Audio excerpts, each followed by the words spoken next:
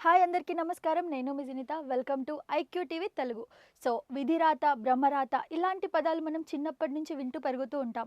అయితే మరికొందరు అసలు విధిరాతని మార్చలేము, బ్రహ్మరాతని మార్చలేము అని కూడా అంటూ ఉంటారు. మరి ఈ మధ్య కాలంలో కొంతమంది సోషల్ మీడియా ముందుకొచ్చి మేము మార్చగలము అని చెప్తున్నారు. సో వాళ్ళెవరో కాదు. సో ప్రస్తుతం మనతో పాటు నివాస్ వాల్మీకి గారు ఉన్నారు. ఆయనతో మాట్లాడదాం అండ్ దీనికి సంబంధించి మరిన్ని వివరాలు తెలుసుకుందాం. నమస్కారం సార్. నమస్కారం అండి. ఎలా ఉన్నారు? బాగున్నానండి. ఓకే. సార్ మీరు ముఖ్యంగా నేమ్‌తో స్టార్ట్ చేస్తారు కదా! మరి ఇప్పుడు నేమ్ ఒకటి ఇప్పుడు నాదే నేమ్ ఉందనుకోండి. మీరు చేంజ్ చేయాల్సొచ్చింది. బాలేదు. సో ఒక నంబర్ మైనస్ అయినా చేస్తారు లేదా యాడ్ అయినా చేస్తారు. అవును. నంబర్ నేమ్ మార్చడానికి ఒక లెటర్. సో ఏదో ఒకటి చేస్తారు, యాడ్ చేస్తారు. మరి అది గవర్నమెంట్ పరంగా ఎలా సార్? లీగల్ ఉండదు కదా! ఆధార్ కార్డ్‌లో చేంజ్ చేయాలి మళ్ళీ. అదంతా ప్రాసెస్ ఎలా ఉంటుంది? ఇది ఎక్కువ మంది కస్టమర్లు అడిగే ప్రశ్న ఇది. నేను ఎక్కువ సార్లు ఇది చెప్తుంటాను జనరల్‌గా. ఓకే. ఇక్కడ విషయం ఏంటంటే నా నేములో ఏదన్నా కరెక్షన్ ఇస్తున్నావు లేదంటే ఒక పదాన్నే మారుస్తున్నావు, దీన్ని గవర్నమెంట్ ఎలా యాక్సెప్ట్ చేస్తుంది? ఇప్పుడు ఎస్ఆర్ఐఎన్యు స్క్రీన్ చేస్తుంది, ఎస్ఆర్ఈఎన్యు స్క్రీన్ చేస్తుంది, ఎస్ఆర్ఆర్ఐఎన్యు చేయదు కదా. అవును. దీన్ని మరి ఎలా చేయాలి అనేదన్నమాట. ఇది ఎందుకు మీరు అడిగారంటే దీని గురించి డెప్త్ మీకు తెలియక, మీలాగే చాలా మందికి తెలియక. ఇది నేను చెప్పడానికంటే ముందు 2 వాక్యాలు వినాలి మీరు. అదేంటంటే న్యూమరాలజీ అంటే వాడుక, యూజ్ ఓన్లీ.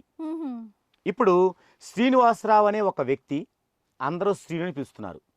ఏ న్యూమరాలజిస్ట్ దగ్గరికి వెళ్ళైనా ఏమండి నా పేరు శ్రీనివాసరావు అని రికార్డులో ఉందండి, అందరూ శ్రీనుని పిలుస్తున్నా అంటారు. అప్పుడు ఆ వ్యక్తి ఏమంటాడు న్యూమరాలజిస్టు, రికార్డులో ఉన్న నేమ్కి ఏం ఉండదబ్బా విలువ, అందరూ శ్రీనుని పిలుస్తున్నారు కాబట్టి ఈ యొక్క ప్రభావమే మీ మీద ఉంటుంది అంటాడు. ఓకే. అలాంటి వ్యక్తి నా దగ్గరకు వచ్చాడు. ఇప్పుడు మనం శ్రీనివాసరావు అనే నేమ్ తీసుకున్నాం అనుకోండి, ఎవరికైనా సరే ఒక న్యూమరాలజిస్ట్కి ఆ విషయం చెప్తే రికార్డెడ్లో శ్రీనివాసరావు అని ఉంటుంది, కానీ అందరు నన్ను శ్రీను అని పిలుస్తారు. అప్పుడు నాతో సహా ఏ న్యూమరాలజిస్ట్ అని ఏం చెప్తారంటే శ్రీనివాసరావు అనేది రికార్డెడ్లో ఉంది. రికార్డెడ్ మీన్స్ న్యూట్రల్, దానివల్ల మీకు ప్లస్ ఉండదు మైనస్ ఉండదు. అయితే అందరూ శ్రీను అని పిలుస్తున్నారు కాబట్టి దాని యొక్క ఎఫెక్టే మీ పైన ఉంటుంది అనేది చెప్తాం ఎవరైనా. ఇప్పుడు ఏంటంటే ఇదే పర్సన్ నా దగ్గరకు వచ్చినప్పుడు నేను శ్రీను అనేది అతనికి వైబ్రేషన్లో లేదు అని గుర్తించాను అనుకోండి, అసలు శ్రీను తీసేసి రాజేష్ అని పెడతాను. అప్పుడు మీకు ఏదైతే డౌట్ వచ్చిందో ఇప్పుడు అతనికి ఆ డౌట్ వస్తుంది. సార్ మీరు రాజేష్ అని పెట్టారు, ఇప్పుడు నేను రికార్డులో ఏం చేయాలి? శ్రీనివాసరావు అని ఉంది, ఇప్పుడు రాజేష్ అని మార్చరు కదా. ఇప్పుడు ఒకవేళ మార్చిన RAJES కాకుండా RAJJESS అని పెట్టాను అనుకోండి, మరి ఇన్ని అక్షరాలు గవర్నమెంట్గా తీసుకోరు కదా అని తను అడగొచ్చు అనమాట. ఇప్పుడు అక్కడ క్లారిటీ ఏంటంటే ఏదైతే మనం పెట్టామో నేము అది యూజ్ చేసేది అంటే ఉపయోగించేది అని అర్థం. ఆ సౌండ్ ఉపయోగించినందువలన తనకి తన ఫ్యూచర్ బ్రైట్గా ఉండేలాంటి పవర్ని పొందగలుగుతారు. మరి ఆ టైంలో శ్రీనివాసరావు న్యూట్రల్ అయితే శ్రీను రైజింగ్లో ఉంది కదా, మరి అందరూ రాజేష్ అని పిలవరు కదా, శ్రీను అని పిలుస్తారు కదా. మరి అందరం ఏం చెప్పాము ఇంతకుముందు, శ్రీనివాసరావు న్యూట్రల్ అందరూ పిలుస్తున్నారు కాబట్టి శ్రీనుది వస్తుంది అన్నాం.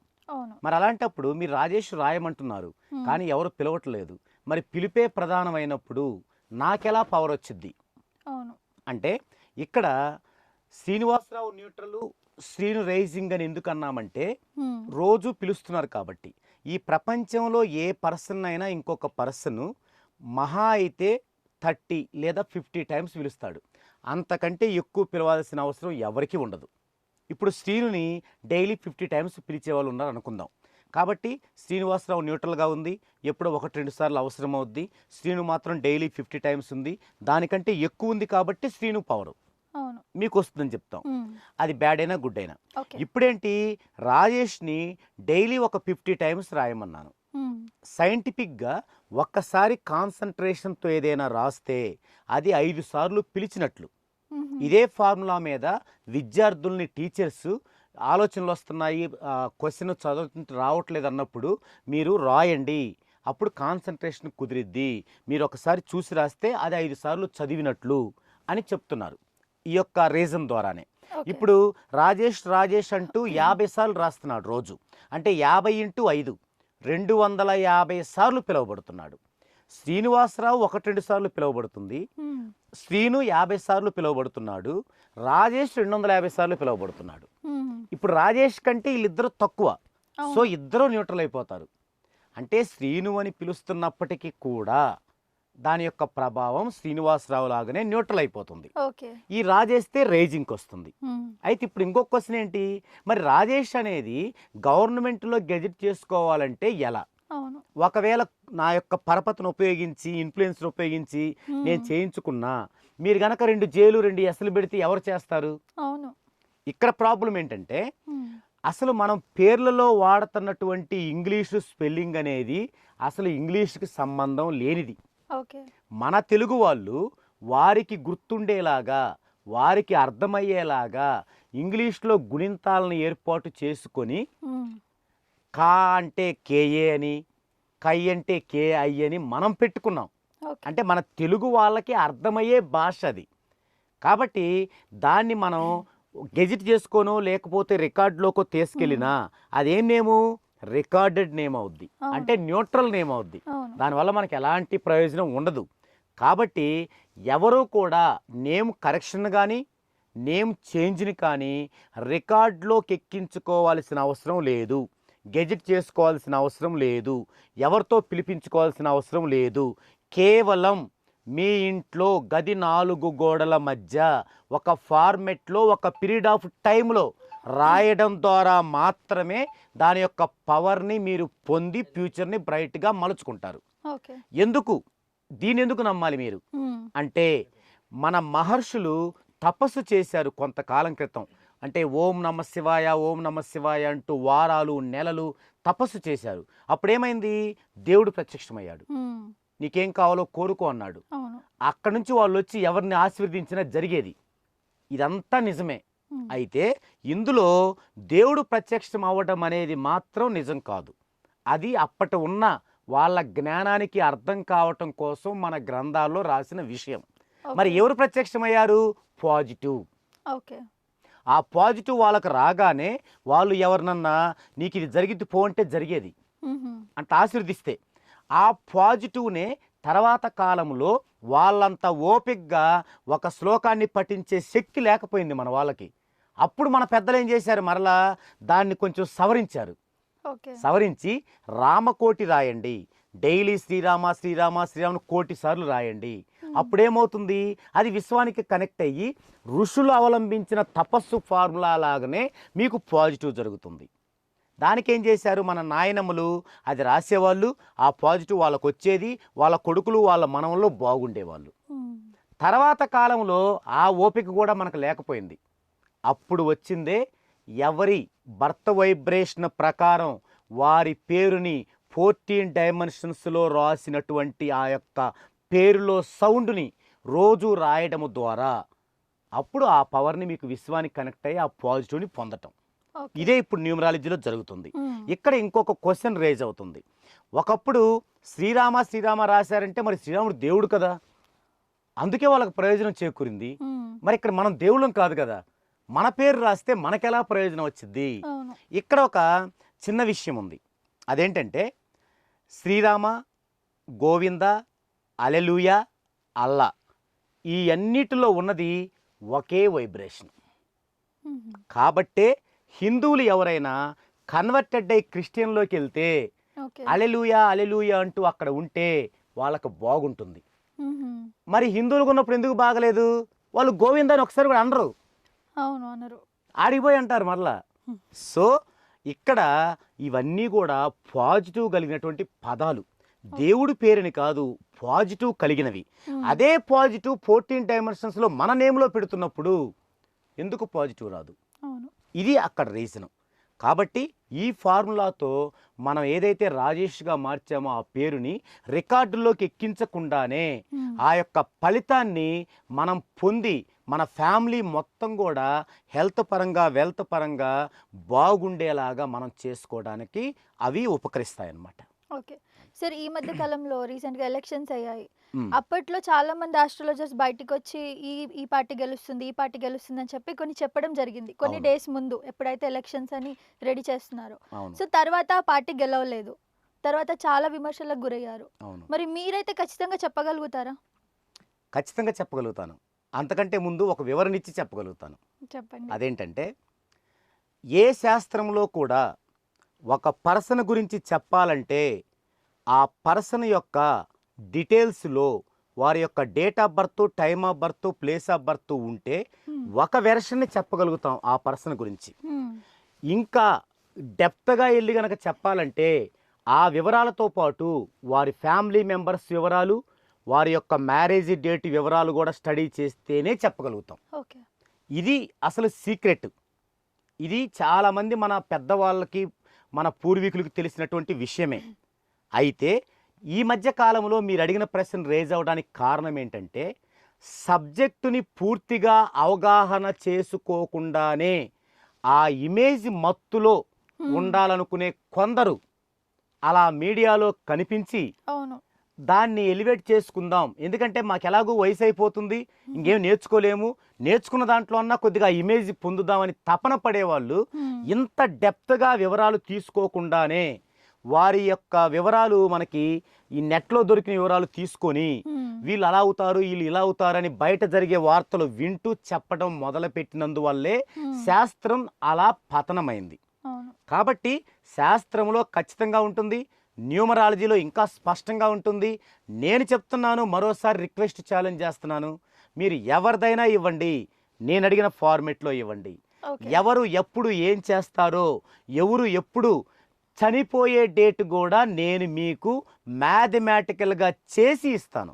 ఓకే. కాబట్టి ఇవన్నీ కూడా ఉన్నాయి, కానీ ఇలా చేసేవి రైట్ కాదు. ఇక్కడ ఏమవుతుందంటే మన శాస్త్రాన్ని అగౌరవపరిచేలాగా కొందరు మీడియా ఛానల్స్, కొందరు యాంకర్స్ కూడా దీంట్లో భాగస్వామ్యం అయ్యి హ్మ్. ప్రజలకి ఆ యొక్క ఎంటర్టైన్మెంట్ ఇద్దామని, తర్వాత వాళ్ళ యొక్క ఏమంటారు, వాళ్ళ యొక్క రేట్స్ పెంచుకుందామని అలా వాళ్ళు చేస్తూ వీళ్ళని ముందు తీసుకెళ్ళి తర్వాత ఎవరెవరో వితండవాదులను తీసుకొచ్చి కూర్చోపెట్టి వీళ్ళు వినోదం చేస్తూ ఉంటారు. హ్మ్. మీరు గమనించారో లేదో, వితండవాదుల్ని యాంకర్స్ ఎప్పుడు యాంటీగా ఒక్క క్వశ్చన్ అడగరు. వెళ్ళిన దగ్గర నుంచి నిందితులు చేసేయాలని హ్మ్. వీళ్ళేంటి వేష భాషలన్నీ మార్చుకొని కూర్చొని ఇలా కూర్చొని ఉంటారు. హ్మ్. అప్పుడు వాళ్ళ మీదనే వేస్తుంటారు అన్నీ. అవును. కాబట్టి నేను అడిగేది ఏంటంటే, ఎవరిని అవమానపరచడానికి కాదు, శాస్త్రంలో ఉన్నది. ఎవరైనా సరే దయచేసి శాస్త్రాన్ని కంప్లీట్గా నేర్చుకొని ఆ వివరాలు తీసుకొని చేస్తే ఖచ్చితంగా ఆస్ట్రాలజీలో ఉంది, కేపీలో ఉంది, న్యూమరాలజీలో ఉంది. నేనైతే నాకు ఆ వివరాలు ఇస్తే నేను అడిగినవి నేను ఓకే. దాన్ని చెప్పగలుగుతాను. ఓహ్! ఇక్కడ కొసమెరుపుగా మీకు ఇంకొక హింట్ ఇవ్వాలి. హ్మ్. అదేంటంటే, ఇక్కడ ఒక పర్సన్ ముఖ్యమంత్రి అవుతాడు, లేదా ఒక పర్సన్ ఇంకొక అధికారి అవుతాడు అని ఏ శాస్త్రంలో ఉండదు. ఓకే. ఇందులో రాజయోగం అని ఉంటుంది. హుహు. ఈ రాజయోగానికి సంబంధించి వారి యొక్క స్ట్రెంగ్త్ను బట్టి, ఇప్పుడు ఎక్స్ అనే పర్సన్ బిజినెస్లో ఉన్నాడు, అతనికి రాజయోగం ఉంది కదా అని ప్రైమ్ మినిస్టర్ అవుతాడంటే కుదరదు. ఇక్కడ యోగం అని ఉంటుంది, కానీ ఒక పర్టిక్యులర్ పదవి ఉండదు. ఆ యోగాన్ని వారి యొక్క ప్రొఫెషన్ని దృష్టిలో పెట్టుకొని మాత్రమే పర్ఫెక్ట్ ప్రిడిక్షన్ ఇవ్వాలి. ఓకే. అప్పుడు అది కరెక్ట్గా సెట్ అవుతుందన్నమాట. హ్మ్. ఉదాహరణకి పవన్ కళ్యాణ్ గారిని తీసుకుందామండి. హ్మ్. పవన్ కళ్యాణ్ గారు కనుక మూవీస్లోనే ఉంటే ఖుషీ చేసే టైంలో పోయి నువ్వు డిప్యూటీ సీఎం అవుతావండి ఎట్లా ఎట్లా అనలేము. అలా అలా కుదరదు. హ్మ్. అతను ఒక మంచి యోగం ఉంది. ఆ యోగం ఏంటి, అతని యొక్క జీవితంలో జరిగిన పరిణామాల నుంచి అతను చాలా నేర్చుకొని రియలైజ్ అయ్యి నాకు ఇది కావాలి హ్మ్. అవును. అన్నారు. అవును. ఇప్పుడు పాలిటిక్స్లో ఉన్నారు. ఇక్కడ పాలిటిక్స్ నుంచి ఒక ఇన్ఫర్మేషన్ ఏంటంటే, తను మరలా సినిమాల్లోకే సెటిల్ అయ్యేటువంటి యోగంతో ఉన్నాడు. ఓకే. సో అంటే సీఎం అవ్వరంటారా?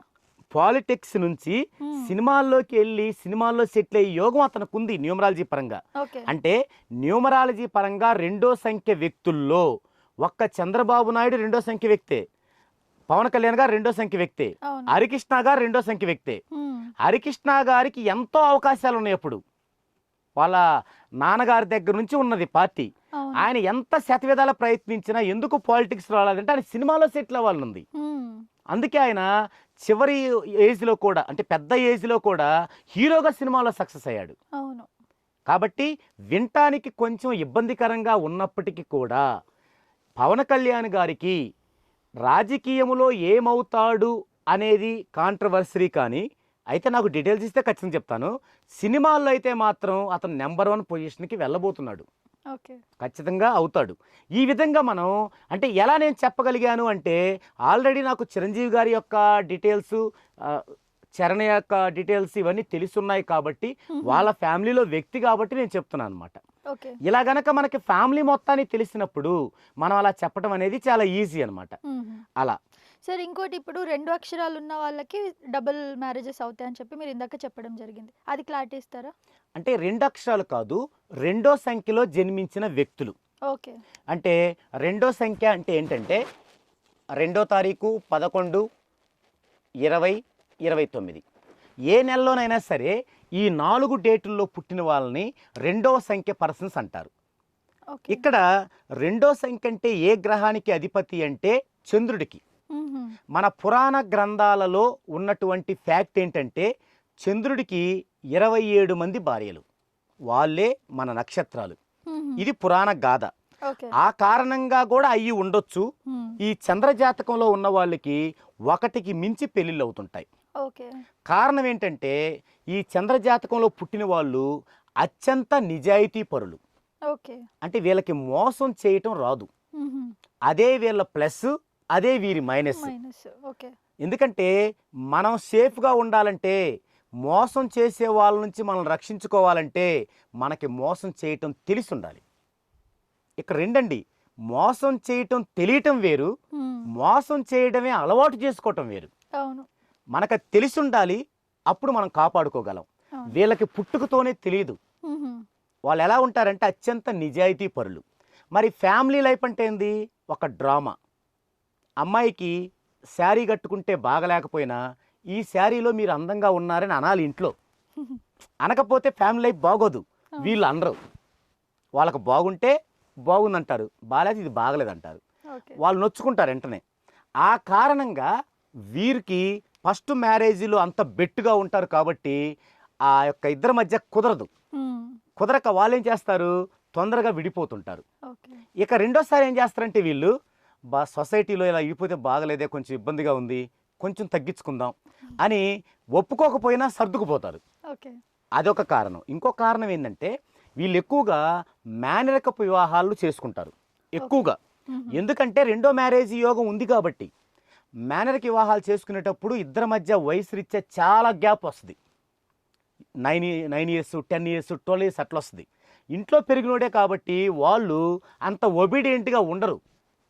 అది వీళ్ళకి నచ్చదు. ఆ విధంగా కూడా డిస్ప్యూట్ జరుగుతుంటాయి. అందుకే మేము ఏం చెబుతామంటే, రెండో సంఖ్యలో పుట్టిన వాళ్ళకి మేనర్ వివాహాలు చేయొద్దు అని చెబుతాం. తర్వాత ఇద్దరి మధ్య ఏజ్ గ్యాప్ 3 years కంటే ఎక్కువ ఉండొద్దు అని చెప్తాం. ఈ రెండిట్లో ఏది జరిగినా వాళ్ళకి రెండో వివాహం జరుగుతుంది. మనం ఇంకొంచెం డెప్త్గా వెళ్ళి అంటే మనకు అర్థం అవటం కోసం చూస్తే, లెజెండ్స్లో మనకు తెలిసిన వాళ్ళల్లో నాగార్జున గారు రెండో సంఖ్య, పవన్ కళ్యాణ్ గారు రెండో సంఖ్య, హరికృష్ణ గారు రెండో సంఖ్య, ఇలా చాలా మంది ఉంటారు. అంటే మనకు బాగా అర్థం అవటం కోసం వీళ్ళ ముగ్గురిని తీసుకుంటే, వీళ్ళు ముగ్గురు కూడా 1 కంటే ఎక్కువ వివాహాలు జరిగిన వాళ్ళే. అది చాలా కామన్ థింగ్ దానిలో. ఎందుకు, ఇప్పుడు పవన్ కళ్యాణ్ గారు ఉన్నారు, ఒక వివాహం జరిగింది, అప్పుడు ఆయనకేం తెలియదు. తనకున్నటువంటి ఈ లక్షణాల ద్వారా నేను ఇలాగే ఉంటానని కూర్చున్నప్పుడు అది కుదరలేదు. ప్రశాంతంగా డబ్బున్న వాళ్ళు కాబట్టి అవి ఇచ్చుకున్నారు, ప్రశాంతంగా అయిపోయింది. మళ్ళీ రెండోది జరిగినప్పుడు ఏమైంది, వాళ్ళిద్దరి మధ్య దగ్గరతనం ఉన్నాక జరిగింది. మా పవనేగా నా పవనేగా అన్నట్టు ఉన్నప్పుడు దాన్ని భరించలేకపోయారు. మళ్ళీ వీళ్ళు రెండో సంఖ్య వాళ్ళు కదా, సో మళ్ళీ కుదరలేదు. ఇప్పుడేమైంది, ఒక రెస్పెక్టబుల్, ఎక్కడో విదేశీరాలు, ఒక రెస్పెక్టబుల్, ఒక ఆనరబుల్, సో ఇప్పుడు సెట్ అయ్యారనమాట. అట్లాగే నాగార్జున గారు ఫస్ట్ చేసుకున్నారు, చిన్న వయసు, అది సెట్ అవ్వలేదు, మళ్ళీ రెండోసారి ఇట్లా. హరికృష్ణ గారు ఈ విధంగా రెండో సంఖ్య వాళ్ళకి వివాహం విషయంలో మనం చాలా జాగ్రత్తలు తీసుకోవాల్సి ఉంటుంది. అయితే ఈ రెండో సంఖ్య వాళ్ళు గనక పుట్టుకతో కానీ మినిమం ఒక 10 years వచ్చిన తర్వాత కానీ 14 dimensions గనక నేమ్ ఉంటే ఖచ్చితంగా 1కి మించిన వివాహాలు అవ్వవు ఎట్టి పరిస్థితిలో. ఎందుకంటే 14 dimensions నేమ్ ఉన్నప్పుడు పాజిటివ్ అనేది క్యారీ చేస్తుంటారు. ఆ క్యారీ చేసినప్పుడు వీళ్ళకైతే పుట్టుకతో ఏదైతే నెగిటివ్ ఉందో ఆ నెగిటివ్ని గ్రాడ్యువల్గా పాజిటివ్ చేసుకుంటారు. ఇక్కడ ఇంకొక ప్రమాదం ఉంది. చాలామంది సొసైటీలో బాగా పేరున్నోళ్ళు రెండో వివాహం జరగాల్సి వచ్చినా కూడా సర్దుకుపోతారు, జరగదు. కానీ అలాంటి వాళ్ళు ఖచ్చితంగా ఇంకొక ఎఫ్ఐఆర్ మెయింటైన్ చేస్తారు. ఇవన్నీ కూడా రెండో సంఖ్య వాళ్ళ గురించి 100కి 99.9% చెప్పే విషయాలు అనమాట. ఓకే. అది సరే, ఇప్పుడు మీరు ఇంత బాగా చెప్తున్నారు, ప్రతి ఒక్కటి క్లారిటీగా అందరికి అర్థమయ్యేలాగా. మరి మీలాగా బయట చెప్పేవాళ్ళు చాలా మంది ఉంటారు. వాళ్ళలో బెస్ట్ ఎవరు? ఇప్పుడు మీలాగా బెస్ట్ ఎవరు అని కనిపెట్టాలంటే ఎలా? ఎస్, న్యూమరాలజీ మనకు కావాలి. న్యూమరాలజిస్టుల మంది చాలా మంది నేను గొప్ప అని చెప్పుకుంటున్నారు. చెప్పుకుంటున్నారు. ఇలాంటప్పుడు మేము ఒక కామన్ మ్యాన్గా అవును. ఏ న్యూమరాలజిస్ట్ని ఎంచుకోవాలి? క్వాలిఫికేషన్ ఏంటి? మా అవును. లుక్లో క్వాలిఫికేషన్ ఏంటి? అవును. ఇక్కడ ఫస్ట్ ప్రతి ఒక్కరికి తెలియాల్సిన విషయం ఏంటంటే అత్యద్భుతమైనటువంటి ఆస్ట్రాలజీ ఇలా మరుగున పడిపోవటానికి కారణం ఏంటి? ఆ విషయం తెలిస్తే ఈ విషయం అర్థమవుద్ది. ఓకే. కారణం ఏంటంటే ఆస్ట్రాలజీ ఇప్పటికీ గొప్పదే, కానీ దాన్ని స్టడీ చేసిన వాళ్ళందరూ దాన్ని అలా చేశారు. ఏం చేశారు? ఒక ఆస్ట్రాలజర్కి ఒక న్యూమరాలజిస్ట్కి ఉన్న మెయిన్ డిఫరెన్స్ ఏంటంటే ఆస్ట్రాలజర్ ఏమంటాడంటే నేను దైవాంశ సంభూతుణ్ణి, నేను దేవుడి దగ్గర నుంచి వచ్చాను, అన్నీ నాకు తెలుసు, సర్వం నాకు తెలుసు, నువ్వెవరివి నన్ను ప్రశ్న చేస్తావు? నేను చెప్పా, అది ఫాలో అవు, ఆ గుడి పక్కన తిరుగు, ఆ గుళ్ళో వెళ్ళు, నువ్వు క్వశ్చన్ చేయకూడదు, క్వశ్చన్ చేస్తే అవమానిస్తున్నావా నన్ను, దేవుడిని అవమానిస్తున్నావా, ఇలా అంటారు. అప్పుడు ఆ భయంతో కొంతకాలం సర్దుకుపోయారు. మరి మనకు మంచి జరగకపోతే ఎంతకాలం సర్దుకుపోతారు? ఎదురు తిరిగారు. ఎదురు తిరిగినప్పుడు వీళ్ళు కూర్చున్నారు. ఇప్పుడు న్యూమరాలజిస్టులు ఏం చేయాలి? న్యూమరాలజిస్ట్ ఎవరో కూడా తన దైవం సంభూతులు అండవు, కస్టమర్తో కలిసిపోతాడు. కానీ ఇప్పుడు మీరు చెప్తున్న చాలామంది న్యూమరాలజిస్టులు ఆస్ట్రాలజర్గా ఉండి వచ్చిన వాళ్ళు. అవును. వాళ్ళకి ఆ దైవం సంభూతుని నేను గొప్పవాడనే ఫీలింగ్ పోలేదు. కాబట్టి వాళ్ళ యొక్క మాటల్లో వాళ్ళ యొక్క వేష భాషల్లో అర్థమవుతుంటుంది. ఒక వ్యక్తి గనక ఒక వీడియో చేస్తూ మిమ్మల్ని భయపెట్టాడా వాడు న్యూమరాలజిస్ట్ కాదు. ఓకే. మిమ్మల్ని ఎడ్యుకేట్ చేశాడా వాడే న్యూమరాలజిస్ట్. ఓకే. ఎవరైతే భయపెట్టాడో మనుషుల యొక్క వీక్నెస్తో ఆడుకొని తను రేజ్ అయ్యి బిజినెస్ చేసుకోవాలనుకుంటాడు. ఓకే. ఎవడైతే మీకు క్లారిటీ కోసం సబ్జెక్ట్ని ఇస్తుంటాడో, ఇంతకుముందు ఆస్ట్రాలజీ ఏమనేవాళ్ళు తెలుసా? అది సీక్రెట్, అది నువ్వు తెలుసుకోకూడదు, అది సీక్రెట్, చాలా జాగ్రత్తగా ఉండాలి, ఇట్లా చేశారు. ఎందుకు? రాక. ఓకే. ఎవరికైతే తెలియదో ఇది చాలా సీక్రెట్, ఎవరు చెప్పకూడదు అంటాడు, వాడికి తెలియక. ఓకే. సో అలా సబ్జెక్టు ఎవడైతే చెప్పకుండా మాట్లాడితే నువ్వు ఈ నెంబర్ ఉంది నీకు అట్లా అవుద్ది, ఈ నెంబర్ ఇట్లా అవుతారు, నువ్వు ఇలా సర్వనాశనం అవుతావు, అదిగో వాడు చూడు ఎంత ఎదిగిపోయాడు నా దగ్గర చేసుకుని ఇలా అంటాడో వాడు న్యూమరాలజిస్ట్ కాదు. న్యూమరాలజిస్ట్ మిమ్మల్ని చేపించుకోమని అడగడు, రమ్మని అడగడు, తనకు తెలిసిన సబ్జెక్టుని మీకు వివరిస్తాడు. ఆ సబ్జెక్టు 10 మందికి చూపించుకోండి, లేదా 100 మంది చూపించుకోండి, ఒక్కడే తప్పన్నా వాడిని చూడొద్దు. 100 మంది రైట్ అంటేనే చూడండి, అప్పుడు మీ లైఫ్ బ్రైట్గా ఉంటుంది. ఈ విధంగా మంచి న్యూమరాలజిస్ట్ ఎంచుకోండి, లైఫ్ అంతా జర్నీ చేయండి, మంచి ఫ్యూచర్ని మీరు ఏర్పరచుకోండి. ఓకే సార్, ఒక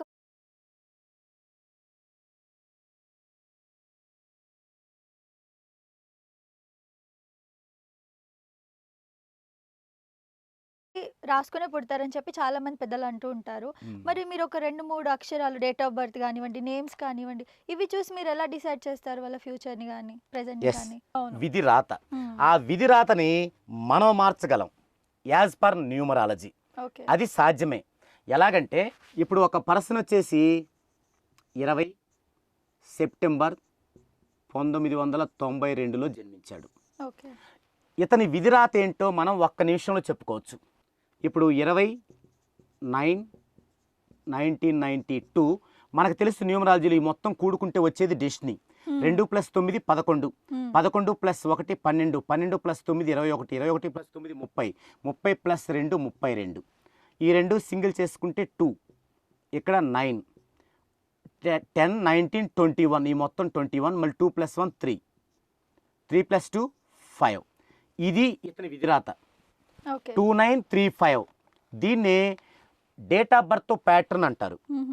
ఇలా ఒక మనిషి యొక్క ఈ 4 డిజిట్స్ చూసి మీరు ఎవరికి వాళ్ళు మీ యొక్క డేట్ ఆఫ్ బర్త్లో ఇలా 4 డిజిట్స్ తెచ్చుకుంటే మీ లైఫ్ ఏంటో మీకు మొత్తం 2 వాక్యాల్లో మీరే చెప్పుకోవచ్చు. అది ఇప్పుడు చెప్పబోతున్నాను. ఇక్కడ ఈ యొక్క పరిజ్ఞానం తెలియాలంటే మనకి 3 విషయాలు తెలియాలి. 1 dead anti combinations, 2 cool numbers, 3 week numbers. ఈ 3 తెలిస్తే మీ గురించి మీరే చెప్పుకోవచ్చు. డెడ్ యాంటీ కాంబినేషన్స్ 6 ఉంటాయి. 161729373847. ఈ 6 జతల్ని డెడ్ యాంటీ కాంబినేషన్స్ అంటారు. అంటే 1 6 క్యాంటీ 6 1 క్యాంటీ, దీన్ని డెడ్ యాంటీ అంటారు. తెలుగులో జన్మ పగ సంఖ్యలో అంటారు. Cool numbers 3, 6, week numbers 2, 8. ఎవరి లైఫ్లో అయితే వారి యొక్క ప్యాటర్న్లో ఈ 3 సెట్స్లో ఒక్కటి కూడా కనిపించదో వాళ్ళు పుట్టుకతోనే గోల్డ్ స్పూన్ నోట్లో పెట్టుకొని పుట్టినట్టు, ఎలాంటి సమస్యలు ఉండవు. ఇప్పుడు వీళ్ళని చూద్దాం. ఇక్కడ 2, 9 డెడ్ యాంటీలో ఉంది. అంటే ఒక డెడ్ యాంటీ ఉంది వీళ్ళకి. తర్వాత 2 అనే వీక్ నెంబర్ ఉంది, 3 అనే కూల్ నెంబర్ ఉంది. ఎట్టి పరిస్థితుల్లో ఈ పర్సన్కి లైఫ్ బాగుండే అవకాశం లేదు. మరి ఏం బాగోదు అనేది కూడా చెప్పొచ్చు. ఇక్కడ ఒక్కొక్క డిజిట్ వచ్చేసి 4 డిజిట్స్లో 15 సంవత్సరాల లైఫ్లో ఉంటాయి. ఇది 15 దాకా, 9 30 దాకా, ఇదేమో 45 దాకా, ఇదేమో 60 దాకా. ఇందులో మనకి 1 నుంచి 9 నెంబర్స్లో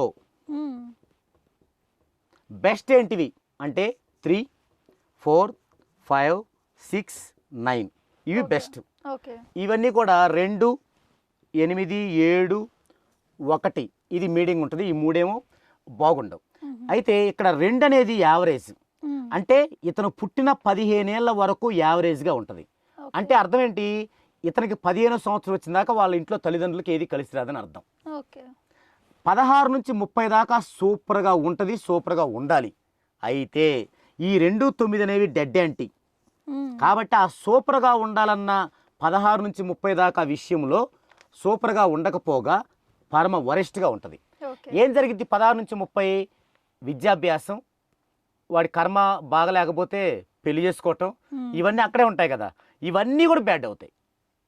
తర్వాత 31 నుంచి 45 దాకా 3 బాగున్నప్పటికీ ఇది కూల్ నెంబరు. కూల్ నెంబర్ అంటే హెల్త్ ప్రాబ్లమ్స్ ఉంటాయి. సో ఇక ఇతనికి బాగుంటే గనక లైఫ్లో 46 నుంచి 60 సంవత్సరాల వరకే బాగుంటుంది. ఇతను గనక ఏ కరెక్షన్ చేయించుకోకుండా ఇలాగే ఉంటే 45 సంవత్సరాల వరకు నరక యాతన అనుభవించాల్సి ఉంటుంది. ఇలా చెప్పొచ్చు అనమాట. ఇప్పుడు ఇలా చెప్పిన ఇతన్ని మరి న్యూమరాలజీ ఏం చేయగలిగిద్ది? 2, 9 ఇది కదా ప్యాటర్న్. మరి న్యూమరాలజీ ఏం చేయగలిగిద్ది? ఉదాహరణకి ఇప్పుడు 46వ నెంబర్లో మనం నేమ్ పెట్టామనుకోండి, అంటే వర్క్ చేసే పెడతాం. అలా పెట్టామనుకోండి 4 + 6 10, 1 + 0 1. సో ఈ ప్యాటర్న్ కింద 1 వేసుకుంటే కొత్త ప్యాటర్న్ వస్తుంది యాడ్ చేస్తే 3, 1, 4, 6. ఇలా వచ్చినప్పుడు డెడ్ యాంటీ లేని ప్యాటర్న్ వచ్చేంత వరకు మనం నెంబర్స్ మారుస్తుండాలి టోటల్. ఇక్కడ మళ్ళీ 1, 6 డెడ్ యాంటీ ఉంది. సో ఇది వద్దు. దీని తర్వాత 3 చూద్దామండి. 3 కలిపామనుకోండి 2 + 3 5, 9 + 3 12, మళ్ళీ సింగిల్ చేస్తే 3, 3 + 3 6, 3 + 5 8. ఇక్కడ డెడ్ యాంటీ వచ్చింది 3, 8. ఇది కుదరదు. నెక్స్ట్ 5 చూద్దామండి. 5 చూస్తే 5, 5, 5, 2 + 5 7, 9 + 5 14 అంటే 5, 3 + 5 8, 5 + 5 10 1 అంటే 7 1 డెడ్ యాంటీ ఉంది. 7 1 డెడ్ యాంటీ, ఇది కుదరదు. నెక్స్ట్ 7 చూద్దామండి. ఇదంతా వర్క్, ఇలా మనం 25 గంటలు వర్క్ చేయాలన్నమాట. 2 + 7 9, 9 + 7 16 అంటే 7, 3 + 7 10 1, 5 + 7 12 అంటే 3. ఇతనికి 7 1 7 3 2 డెడ్ యాంటీ ఉన్నాయి. అంటే ఇతనికి ఏ నెంబరు సెట్ అవ్వట్లేదు, అంటే నెగిటివ్ ఫుల్గా ఉన్నట్లు. ఇలాంటి వ్యక్తికి సెకండ్ మెథడ్లో నియమిస్తాం అనమాట. ఫస్ట్ మెథడ్కి 100% బాగుంటే సెకండ్ మెథడ్కి 99% బాగుంటుంది. ఈ విధంగా మనం అలా చేయటం వల్ల ఇన్ కేసు ఒకవేళ ఇతనికి 1 ఇస్తే మంచి ప్యాటర్న్ వచ్చింది అనుకోండి, ఇక్కడ ఇప్పుడు 1లో మనం నియమిస్తాం. మరి ఎలా సాధ్యపడిద్ది మనం దేవుళ్ళమా అతని విధిరాతను ఇలా మార్చడానికి? అంటే ఇతను ఆ పేరు రాసుకుంటున్న కొద్దీ ఆ వైబ్రేషన్ తన ప్లానెట్కి వెళ్ళి అక్కడ విశ్వం నుంచి వచ్చే పాజిటివ్ ఏంటంటే ఈ ఉన్న ప్యాటర్న్లోని నెగిటివ్ని తీసేసి కొత్త ప్యాటర్న్ని అతనికి వర్తింపజేయడం మొదలుపెట్టింది. అది ఒక పర్టిక్యులర్ పీరియడ్ వరకు మనం రాసుకుంటూ వెళ్తే అది ఫుల్ఫిల్ అయిపోయి ఇక ఈ పీరియడ్లో ఏం జరగాలో ఇలా జరిగిద్ది అనమాట. ఇది జరగటానికి ఒక సిస్టమేటిక్లో వాళ్ళు వాళ్ళ నేముని రాయాలి. అది ఇలా మనం ఒక వ్యక్తి గురించి 2-3 వాక్యాల్లో చెప్పి ఆ వ్యక్తికి మనం ఇచ్చే నేము ఎలా హెల్ప్ అవుద్దో కూడా చెప్పచ్చు. ఓకే సార్, ఇప్పుడు స్ట్రెంగ్త్ అంటే ఏంటి సార్? ఎలా తెలుసుకోవాలి స్ట్రెంగ్త్ గురించి? ఎస్, అసలు న్యూమరాలజీలో మనకి చాలా ప్రధానమైంది స్ట్రెంగ్త్. ఇప్పటి వరకు మనం కొన్ని విషయాలు మాట్లాడుకున్నాం, పొలిటికల్గా ఏంటి, సినిమా అవును. ఫీల్డ్ పరంగా, బిజినెస్ పరంగా అని. అవును. ఇవన్నీ కూడా పుట్టుకతోనే డిసైడ్ అవుతాయి. ఓకే. ఈ ప్రపంచం మొత్తములో స్ట్రెంగ్త్ అనేది 4 రకాలుగా ఉంటుంది ఏ జీవికైనా. ఓకే. మనం మనుషుల గురించి మాట్లాడుకుంటున్నాం కాబట్టి మనుషుల గురించే మాట్లాడదాం. మనుషులు మొత్తంలో ప్రపంచంలో 4 రకాలు ఉంటారు. ఒక రకం 0 నుంచి 30 డిగ్రీల లోపు స్ట్రెంగ్త్తో ఉన్నవాళ్ళు. ఓకే. రెండో వాళ్ళు 30 నుంచి 35 వరకు ఉన్నవాళ్ళు. మూడో వాళ్ళు 35 నుంచి 40 వరకు. నాలుగో వాళ్ళు 40కి ఎక్కువ ఉన్నవాళ్ళు. ఈ 30 లోపు ఉన్న వాళ్ళని బిలో యావరేజ్ పీపుల్స్ అంటారు. ఓకే. అలాగే 30 టు 35 మధ్య ఉన్న వారిని యావరేజ్ పీపుల్స్ అంటారు. అంటే 35 డిగ్రీల లోపు ఉన్న వాళ్ళందరూ కూడా బిలో యావరేజ్. ఓకే. వాళ్ళు ఏం చేస్తారు, ప్రతి ఊరిలో 90% ఉంటారు వాళ్ళు. అంటే వాళ్ళు ఏం చేస్తారంటే ఏమీ చేయరు, వాళ్ళకున్న పని మాత్రమే చేస్తారు. ఏదన్నా ఆపద వస్తే అప్పులు చేస్తారు, అవి తీర్చడం ఎలాగో ఆలోచిస్తారు, మరీ తీర్చలేకపోతే సూసైడ్ చేసుకుంటారు. వీళ్ళు 90% ప్రతి ఊర్లో ఉంటారు. వీళ్ళని యావరేజ్, బిలో యావరేజ్ పీపుల్స్ అంటారు. ఓకే. ఇక అబో యావరేజ్ 35 నుంచి 40 వరకు వీళ్ళు creators. Okay. Cinema field, TV field, తర్వాత పొలిటికల్, వీళ్ళందరూ కూడా 35-40 మధ్య ఉండేవాళ్ళు. వీళ్ళు ఏం చేస్తారంటే కొన్ని వేల మంది వారి వైపు చూసే పనులు చేయాలని ఆసక్తిగా ఉంటారు. అంటే ఏదైనా కొత్తగా చేయాలి, సరే మేము మధ్యతరగతి కుటుంబం వాళ్ళం, సరే నా ఆశలన్నీ ఇలాగే ఉంచుకుంటాను, మా వాళ్ళతో పాటు ఏముంటే దాంట్లో నడుస్తానే ఉండలేరు. కాదు, నేనే సాధించాలి, నేను ఎందుకు సాధించకూడదు, నాకు చదువు ఉంది, నాకు ఈ రంగం ఇష్టం, ఆ రంగంలో నేను ట్రై చేస్తాను అనుకునే వాళ్ళందరూ 35 నుంచి 40 మధ్య ఉండేవాళ్ళు. వీళ్ళందరూ ఇప్పుడు చిరంజీవి గారైనా, రజనీకాంత్ గారైనా అందరూ దీనిలో ఉండేవాళ్ళే. ఇక 40 మించిన వారు ఎవరంటే ఐడెంటిఫైడ్ పీపుల్స్, అంటే లెజెండరీ పర్సన్స్. ఒక జగన్మోహన్ రెడ్డి గారు, ఒక చంద్రబాబు నాయుడు గారు, మోడీ గారు, అంటే వాళ్ళు చేసే పనుల్ని కొన్ని లక్షల మంది చూడగలిగే స్థాయిలో చేస్తారు. అయితే ఇక్కడ ఎక్కువ మందికి ఉన్నటువంటి విమర్శ ఏంటంటే ఆయనకి 35 to 40 మధ్య ఉంది, కానీ ఆయన లెజెండరే కదా. అంటే 40 లోపుండి ఐడెంటిఫైడ్ పీపుల్స్ కావాలంటే ఎక్కువ కష్టపడాలి. అదే 40 పైనుండి ఐడెంటిఫైడ్ పీపుల్ కావాలంటే కొంచెం కష్టపడితే చాలు. ఇప్పుడు మోడీ గారు కొంచెం కష్టపడితే ప్రధానమంత్రి అవ్వగలుగుతారు, కానీ చిరంజీవి గారు ఆయనకున్నటువంటి స్ట్రెంగ్త్కి ఎక్కువ కష్టపడాలి. ఒక్కొక్కసారి ఆయన ఒక్కొక్క సంవత్సరం 16-17 సినిమాలు షూట్ చేసేవారు. ఇంటి పట్టున నెలకు 2 నెలలకు ఒకసారి కూడా వచ్చేవారు కాదు. అంటే అంత హార్డ్ వర్క్ చేశారు. తనకున్న అబో యావరేజ్ దానిలో నుంచి ఐడెంటిఫైడ్ లైఫ్కి వచ్చారు. అబో యావరేజ్ స్ట్రెంగ్త్లో నుంచి ఐడెంటిఫైడ్ స్ట్రెంగ్త్కి వచ్చారు. సో అంటే ఇక్కడ పుట్టుకతో ఉన్న స్ట్రెంగ్త్ల ప్రకారం మనం విభజన చేసుకున్నప్పటికి కూడా ఇప్పుడు మనం రజనీకాంత్ గారిని చూసినట్లయితే చాలా తక్కువ స్ట్రెంగ్త్ తంది. తను ఎంత కష్టపడ్డాడో ప్రతి ఒక్కరికి తెలుసు. ఆ కష్టం అతన్ని ఐడెంటిఫైడ్ లైఫ్ తీసుకెళ్ళింది, అంటే 40 degrees అబోవ్ తీసుకెళ్ళింది. ఈ విషయం ఎందుకు చెప్తున్నానంటే చాలామంది కస్టమర్స్ విమర్శనాత్మకంగా, అంటే తెలుసో తెలియకో అడిగేది ఏంటంటే మీరు 40 degrees అబోవ్ ఉంటే ఐడెంటిఫైడ్ లైఫ్ అంటున్నారు, కానీ చిరంజీవి గారు, రజనీకాంత్ గారు చాలా తక్కువ స్ట్రెంగ్త్ ఉన్నా కూడా ఎలా వాళ్ళది ఐడెంటిఫైడ్ లైఫ్ అయింది అంటే మీరు చెప్తుంది రాంగా అనేది చాలామంది కామెంట్ చేసిన విషయం. వాళ్ళందరికీ సమాధానం ఇదే, ఏంటంటే స్ట్రెంగ్త్ తక్కువ ఉన్నా సరే ఎక్కువ కష్టపడ్డ వాళ్ళు ఐడెంటిఫై లైఫ్కి వస్తారు. ఒకవేళ పుట్టుకతో ఐడెంటిఫై లైఫ్ ఉన్నా సరే, అంటే 42 degrees 43 degreesలో ఉన్నా సరే వారికి నెగిటివ్ ఎక్కువగా ఉంటే ఖచ్చితంగా వారు యావరేజ్ లైఫ్కి లేదా బిలో యావరేజ్ లైఫ్కి వస్తారు. కాబట్టి ఇది గమనించండి. ఈ విధంగా స్ట్రెంగ్త్ అనేది మనకి ఉంటుంది. మీకు ఇంకా బాగా అర్థం కావటం కోసం మీ ఫ్రెండ్ది ఎవరిదైనా నాకు ఒక డేట్ ఆఫ్ బర్త్ చెప్పండి, నేను తను యావరేజ్ లైఫా, బిలో యావరేజా, లేకపోతే ఐడెంటిఫైడ్ లైఫా, లేకపోతే అబో యావరేజా చెప్తాను. దాన్ని బట్టి మీరే అర్థం చేసుకోండి వారిది ఎలా ఉంటుంది అనేది. చెప్పండి. 14 11 1999.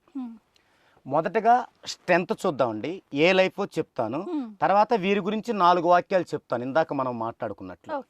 సో స్ట్రెంగ్త్ కనుక్కోవాలంటే ఫస్ట్ మనం ఇయర్లో ఉన్న డిజిట్స్ మొత్తం కిందికి వేసుకోవాలి. అంటే 1 9 9 9, తర్వాత మంత్ 1 1, తర్వాత డేటు 1 4. వీటన్నిటికి మనం స్ట్రెంగ్త్లో కొన్ని వాల్యూస్ ఉంటాయి, అది ఫార్ములా టేబుల్ అనమాట. 1కి వచ్చేసి 36 degrees 40 minutes. 9కి వచ్చేసి 40 degrees. 9కి మరలా 40 degrees. Okay 9 40 degrees. 1 36 degrees 40 minutes. మరలా 1 36 degrees 40 minutes. మరలా 1 36 degrees 40 minutes. 4 కూడా 1 లాగే 36 degrees 40 minutes.